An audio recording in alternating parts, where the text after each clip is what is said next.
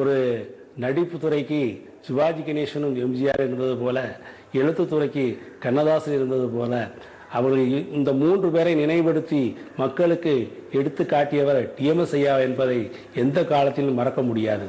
இந்த பாடல்களை கேட்கும் போதெல்லாம் இந்த 4 பேருடைய யாவும் ஒவ்வொரு மனதிலும் வந்து கொண்டே இருக்கும். ஐயாவுடைய பாடல்கள் எல்லா சந்தர்ப்பங்களையும் பயன்படுத்தக்கூடியதாக இருக்கும். ஒரு சந்தோஷ காலங்களிலும், ஒரு வருத்த காலங்களிலும், ஒரு விழா காலங்களிலும், எந்த காலத்துக்கு எடுத்த பாடல்களை வேண்டுமானாலும் டிஎம்எஸ் ஐயா பாடிய பாடல்களிலிருந்து நிறைய தொகுப்புகள் இருக்கின்றன.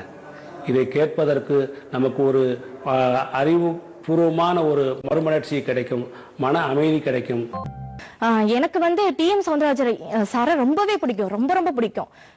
ஏன் அவரை ரொம்ப பிடிக்கும் காரணம்னா, அவர் வந்து மதுரையில தான் பிறந்தாரு. அவர் மார்ச் மாசம் 1922 பிறந்திருக்காரு. ஒவ்வொரு சாங்கும் அதை பாடினதை கேட்கும் போது என்னோட உள்ளங்கள் எல்லாம் வந்து ரொம்பவே நான் ரொம்ப ஹாப்பியா இருக்கேன்.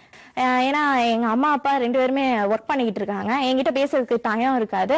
ஸோ அந்த டயத்துல நான் ஃபீல் பண்ணுவேன், ஐயோ அம்மா அப்பா நம்ம கிட்ட பேச மாட்டாங்களே. அவங்க வந்து ஈவினிங் என் கூட வந்து ஒன்னா உட்காந்து டிஎம் சௌந்தரராஜன் சாரோட சாங் கேட்கும் போது அவ்வளோ சந்தோஷமா இருக்கும். ஏன்னா பேரண்ட்ஸோட உட்காந்து பாக்குறதுங்கிறது ஒரு தனி சந்தோஷம் இல்லையா? ஸோ அவர் பாடின சாங்ஸ் எல்லாம் கேட்கும் போது எனக்கு என்னையவே நான் மறந்துடுவேன்.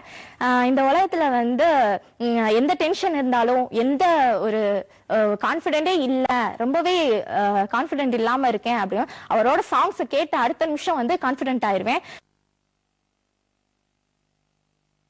பாசமலர் படத்துல சார் ஒரு பாட்டு பாடியிருப்பாங்க, மலர்ந்து மலராத பாதி மலர் போலன்னு ஒரு சாங் பாடியிருப்பாங்க. அந்த பாட்டு கேட்கும் போதெல்லாம் எனக்கும் அன்னையிலன்னு ஒரு ஃபீலிங்ஸ் இருக்கும். என்னோட ஃப்ரெண்ட்ஸ்க்கு எல்லாருக்குமே அண்ணன் இருக்காங்க, அவங்க அண்ணனெல்லாம் அண்ணின்னு தான் கூப்பிடுவேன். எங்க அம்மாவும் சொல்லுவாங்க, உனக்கு ஒரு அண்ணன் இல்லாம போயிட்டாங்களேன்னு சொல்லுவாங்க. இருந்தாலும் எனக்கு ரொம்ப ஃபீலிங்ஸா தான் இருக்கும். சார் அந்த படத்துல என்னன்னா, சிவாஜி கணேசன் சார் வந்து அவரோட தங்கச்சி பிரிஞ்சதுனால உண்மையாவே இந்த சாங் பாடுவாரு.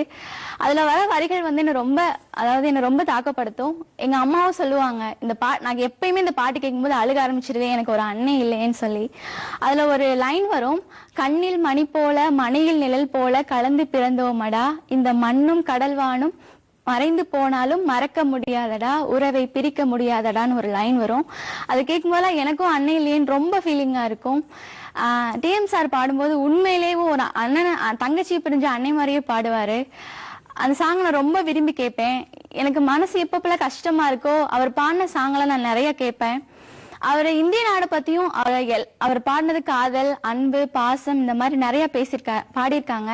அதுல வந்து எனக்கு ரொம்ப பிடிச்சது வந்து அவர் வந்து இந்திய நாட்டை பத்தி பாடியிருக்காரு. அதுல வந்து இந்திய நாடு என் வீடு, இந்தியன் என்பது என் பேர். அவர் அந்த உறக்க பாடும் போதே நம்மளுக்கே ஒரு இந்தியன்ற ஒரு வீரம் வரும். நம்ம இந்திய நாட்டுக்காக பாடுபட்டவங்களோட எல்லாரோட ஞாபகமே வரும். அவர் இந்திய நாடு அப்படின்னு சொல்லும் போதேவும் அவர் உச்சரிப்பே ஒரு அழகா இருக்கும்.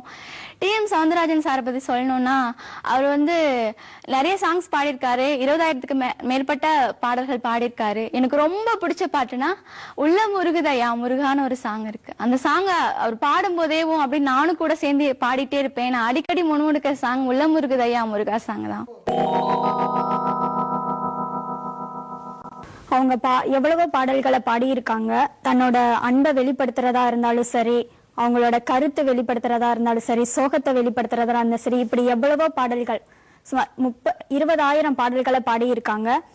அதுல எனக்கு ரொம்ப பிடிச்ச பாடல்னா, பணம் என்னடா பணம் பணம் குணம் தானடா நிரந்தரம். இந்த பாட்டு எனக்கு ரொம்ப பிடிக்கும். ஏன்னா ஒரு மனுஷனுக்கு வந்து பணம்ன்றது முக்கியம் இல்லை, அதை விட முக்கியத்துவம் வாய்ந்தது அவரோட குணம், நல்ல குணங்கள் தான்.